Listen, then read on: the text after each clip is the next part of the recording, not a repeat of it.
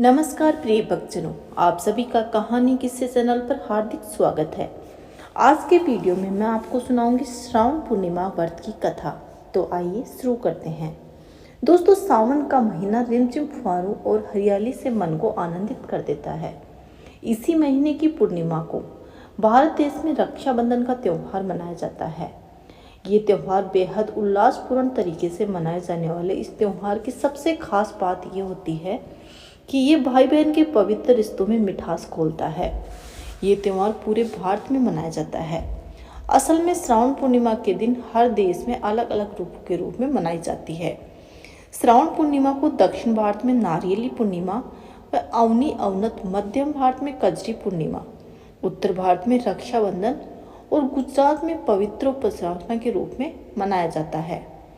हमारे त्योहारों की यही विविधता भारत को एक विशिष्टता की पहचान मिलती है। तो आइए सुनते हैं सावन पूर्णिमा की कहानी। सावन व्रत की प्राचीन कथा के अनुसार एक नगर था। उसमें तुंगध्वज नाम का एक राजा राज्य करता था। तुंगध्वज राजा को जंगल में शिकार करने का बहुत शौक था। एक दिन जंगल में शिकार करने के लिए गया। शिकार करते करते वो बहुत थक गया।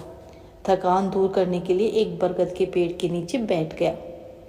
वहां उसने देखा कि काफी सारे लोग इकट्ठे होकर भगवान सत्यनारायण की पूजा कर रहे हैं। राजा को स्वयं पर इतना अभिमान था कि उसने ना तो कभी भगवान को प्रणाम किया और ना ही वो किसी कथा में गया था और ना ही उसने कभी भगवान के नाम का कोई प्रसाद लिया था। प्रसाद देने पर भी वह ना खाकर अपने नगर को लौट आया। नगर में आकर राजा ने देखा कि दूसरे राज्य के राजा उसके राज्य पर हमला कर दिया है। राजा ने अपने राज्य का ऐसा हाल देखकर तुरंत ही समझ गया कि उन्होंने सत्यनारायण भगवान और उनके प्रसाद का अनादर किया है। ऐसा उनके अनादर करने की वजह से ही हुआ है। राजा को अपनी भूल का आभास होते ही दौड़कर राजा उसी जंगल में वापस उस बरगद के पेड़ के नीचे आया जहां वो लोग भगवान सत्यनारायण की कथा कह रहे थे और वहां पे भगवान सत्यनारायण की पूजा कर रहे थे। वहां पहुंचकर राजा ने प्रसाद मांगा और अपनी भूल के लिए भगवान सत्यनारायण से तथा वहां पूजा कर रहे सभी लोगों से माफी मांगी।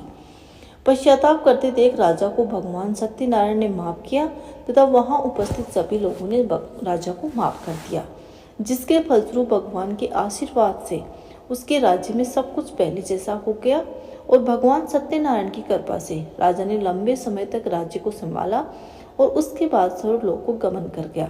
दोस्तों, मान्यता है कि श्रावण पूर्णिमा की कथा पढ़ने सुनने मात्र से ही सभी मनोकामनाओं की पूर्ति होती है और कहा जाता है कि ये कथा वाजपेयी यज्ञ के फल देने वाली होती है। बोलिए श्रावण पूर्णिमा की जय। बोलिए भगवान सत्यनारायण की जय।